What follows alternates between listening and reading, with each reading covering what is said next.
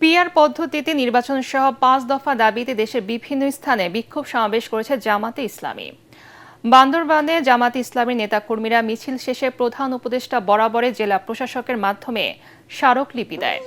সকালে জামাতের জেলা আমির মাওলানা আব্দুস সালাম আজাদের নেতৃত্বে মিছিল বের করে তারা। মিছিলটি শহরের গুরুত্বপূর্ণ সড়ক প্রদক্ষিণ করে। চাঁপাইনবাবগঞ্জে জেলা জামাতের আয়োজনে শহরের বরৈন্দারা মোড় থেকে বিক্ষোভ মিছিল বের হয়ে শহরের গুরুত্বপূর্ণ সড়ক প্রদক্ষিণ করে জেলা প্রশাসকের কার্যালয়ের সামনে গিয়ে সমাবেশের মাধ্যমে শেষ হয়।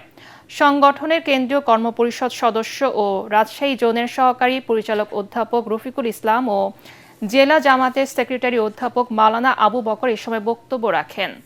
পরে জেলা প্রশাসকের কাছে স্মারকলিপি দেয়া হয়। নাটোরে বিক্ষোভ মিছিল ও সমাবেশ করেছে জামাতে ইসলামী।